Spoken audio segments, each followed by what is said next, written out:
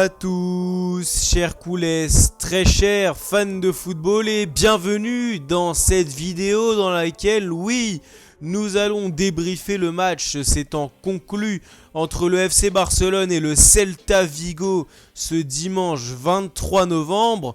Commençons donc par le commencement en parlant du fait que le match s'est déroulé à Anoeta, à Vigo, et le Barça de manière historique a souvent du mal là-bas à l'extérieur à Vigo, et cela s'est reproduit ce soir et cette victoire a été fondamentale pour se retrouver au total à potentiellement 9 points du Real Madrid en cas de victoire, sauf que le Barça n'a pas fait le travail nécessaire et se retrouve donc à l'heure actuelle à 7 points du Real Madrid. Le Real Madrid qui s'imposera normalement ce soir. Cela voudrait dire que le Barça se retrouverait d'ici ce soir, donc d'ici ce dimanche soir, à tout simplement 4 points. Et on rappelle que le Real, a un match en moins, donc potentiellement à 1 point. Et le Real Madrid, l'Atlético Madrid, eux, comporte tout simplement 29 points. Ils ont gagné le match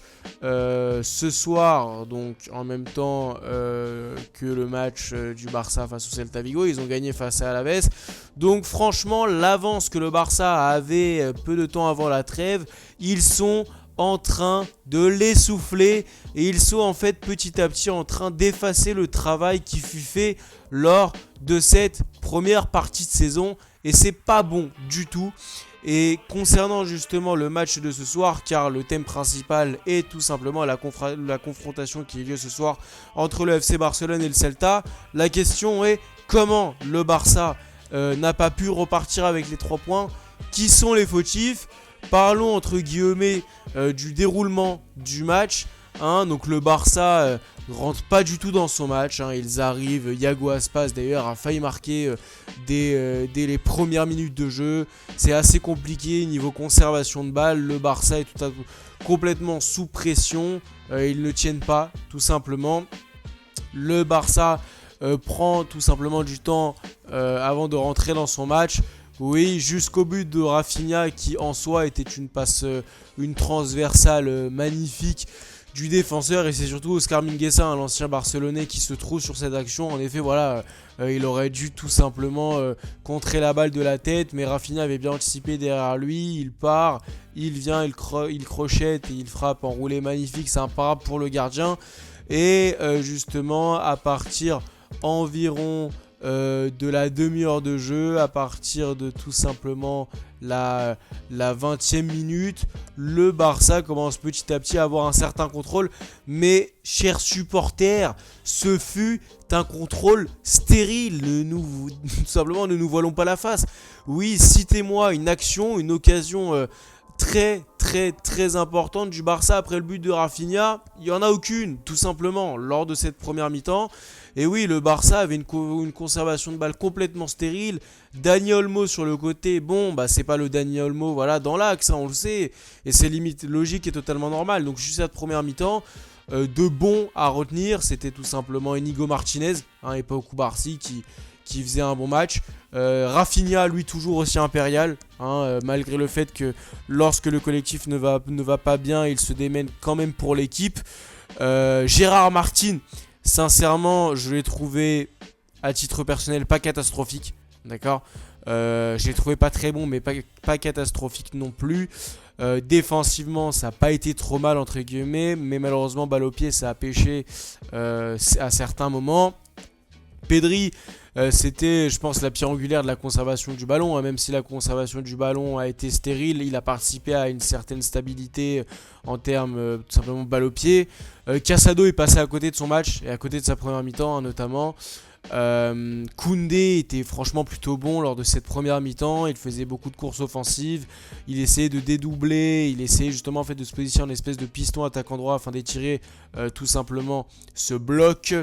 Et en effet, oui, le Barça démarre. D'ailleurs, il est indispensable en fait de rappeler la 45e minute et la faute. Soyons sincères et soyons honnêtes. Il y avait clairement faute sur Iago Aspas. D'ailleurs, ça avait eu un gros scandale à la fin de la première mi-temps. Iago Aspas était d'ailleurs d'ailleurs sorti du terrain tout simplement. Mais oui, il y avait clairement faute sur Iago Aspas sur la contre-attaque. C'était bien Gérard Martin qui l'avait tenu. Et vraiment, c'est ce genre de faute entre guillemets que le Barça a fait qui caractérise en fait complètement leur impuissance dans le match. En effet, la ligne défensive, alors le fait de jouer le hors-jeu c'est magnifique, le Barça l'a fait à de nombreuses reprises lors de ce début de saison, mais je pense sincèrement que les adversaires commencent à le comprendre petit à petit et commencent petit à petit à déjouer ce système. Et combien de fois la défense du Barça, en pensant, en croyant jouer le hors-jeu de manière parfaite, s'est fait prendre dans le dos par surprise. Et ça c'est extrêmement dangereux, surtout quand l'adversaire a des joueurs rapides devant. C'est très dangereux, il faut vraiment un alignement hyper minutieux. Et lorsqu'un défenseur n'est pas aligné à 1 mm près, c'est fini. Votre ligne défensive est complètement cassée. Et le Celta Vigo l'a parfaitement bien compris. Combien de fois on a vu Ilaix Moriba partir en profondeur? Heureusement que nos défenseurs sont rapides, parce que la vérité c'était complètement, parfois la ligne défensive du Barça, dû au fait qu'il y avait un défenseur qui n'était pas assez bien positionné, la ligne défensive du Barça était complètement à la ramasse. Donc il faut vraiment faire attention à cela. Et puis parlons de l'entame de la seconde période qui fut à l'instar de la première assez compliquée, assez soporifique. Le Barça n'avait pas pour réelle ambition de planter ce deuxième but jusqu'à tout simplement à la 61e minute, où Lewandowski, tout simplement, c'est une contre-attaque. Lewandowski tout simplement prend le ballon, il dribble un petit peu, il essaie de frapper, il a tout simplement il a des comptes favorables et il frappe et il marque. Ça c'est magnifique. Lewandowski a conclu son action. C'est ce qui a tout simplement perdu au Barça d'avoir tout simplement de clouer l'écart, et je pense d'ailleurs que cela a mis un coup de massue là, aux têtes du Celta Vigo, tout simplement. Et d'ailleurs Rafinha a failli marquer le troisième but. Bon, voilà, il y a eu un poteau, c'est revenu sur le gardien, malheureusement assez malchanceux Rafinha sur cette action. Il aurait pu tout simplement clouer l'écart de manière définitive. Mais malheureusement, vous savez, je vais vous parler tout simplement de Frenkie de Jong qui a fait une rentrée cataclysmique. Je suis désolé, mais lorsque même vous menez 2-0, lorsque vous êtes à Anoeta, vous ne pouvez pas faire ça. De Jong est tellement a fait une rentrée tellement nonchalante. Lorsqu'il avait le ballon, il trottinait avec, il se permettait de la garder sur 10 mètres, comme si le Barça gagnait 5, 6, 7, 0, comme si le Barça avait un contrôle total du ballon. Il défendait de manière hasardeuse, et même lorsque le Barça, tout simplement, a encaissé les 2 buts en intervalle de 2 minutes, même lorsqu'il fallait égaliser, même lorsque c'était vachement urgent, le De Jong prenait la balle. Il était là, il regardait à droite à gauche, il gardait la balle pendant 10-15 minutes. Je suis désolé, mais la rentrée de Frenkie de Jong est très compliquée. Elle est très très compliquée. La rentrée de Firmine, je trouve que c'est la seule entrée entre guillemets qui a fait du bien au Barça. Parce que voilà, il a amené une certaine fougue, une certaine niaque. Et c'était d'ailleurs dommage parce que dans la dernière seconde, dans la dernière occasion, c'est lui qui délivre la passe exceptionnelle de loin pour Rafinha, qui malheureusement a été repris au dernier instant par Marcos Alonso, je crois. Et puis parlons s'il vous plaît du match de Gavi, qui selon moi était l'un des meilleurs Barcelonais avec Rafinha sur cette première période. En tant que double pivot, franchement il a magnifiquement bien joué. Il a aidé à quelques sorties de balles qui parfois s'avéraient être très compliquées. Il a aidé vraiment Marc Assado à tout simplement à se sortir de certaines situations périlleuses. Parlons d'Iñaki Peña, qui a été très très bon malgré le fait qu'il a pris 2 buts. Franchement sur certaines actions il a été impérial. Jules Koundé globalement a fait un très bon match, malgré le fait que il ait fait une erreur complètement professionnelle, sincèrement. Il sent arriver le défenseur derrière lui, il le voit, il essaie. Voilà, ce que je déplore en fait dans ce match, c'est la nonchalance de la plupart des joueurs. Ils pensaient que tout était sous contrôle. Ça se traduit par Koundé qui a le ballon, qui prend trop son temps. Il voit l'attaquant arriver derrière lui, il prend trop son temps avec le ballon, puis au final il se fait presser par l'attaquant, il perd le ballon et l'attaquant marque. De Jong qui, lorsqu'il faut égaliser à la 87e, 88e, il est là avec le ballon, il tente ses petites courses, il essaie de voir à droite à gauche, puis il revient vers l'arrière. Non, franchement, cette nonchalance au Barça, elle est à enlever. le plus vite possible.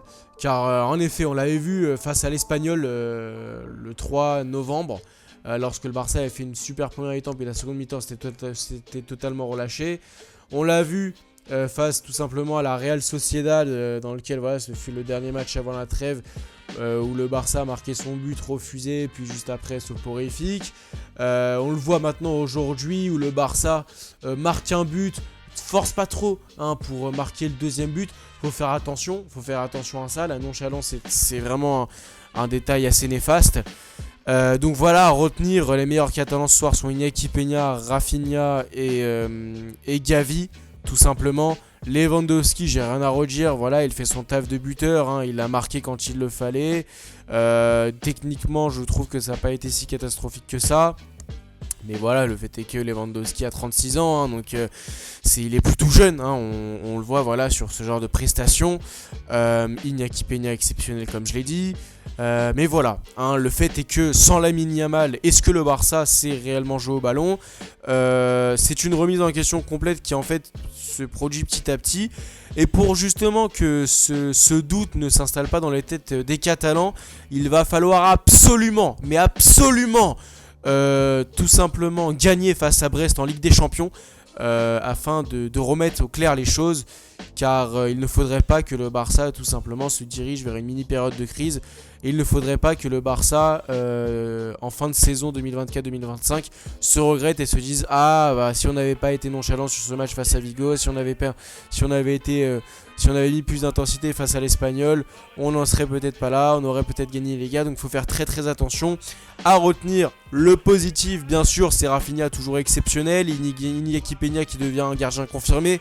Sincèrement, on n'a plus besoin d'aller chercher un gardien à titre personnel à l'heure actuelle. On ne sait jamais si Iñaki Peña tout simplement baisse en régime, mais franchement je fais confiance à l'heure actuelle à Iñaki Peña.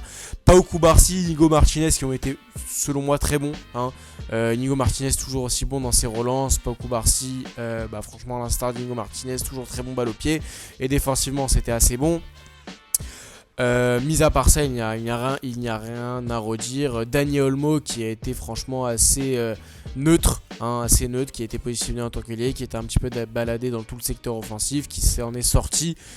Sur ce, cher Koulez, voilà, il faut impérativement gagner face à Brest afin de s'extirper de toute cette négativité. Donc voilà, j'ai confiance et je pense que le Barça aurait les ressources mentales nécessaires justement et la volonté nécessaire afin justement de se sortir de cette potentielle entre guillemets crise. Oui, ce n'est pas une crise certes à l'heure actuelle, mais c'est amené à le devenir si le Barça ne réagit pas. Enfin donc, bref, sur ce, cher Koulès, n'hésitez pas à me dire ce que vous en pensez dans les commentaires. N'hésitez pas à liker, à vous abonner, à commenter et à très bientôt.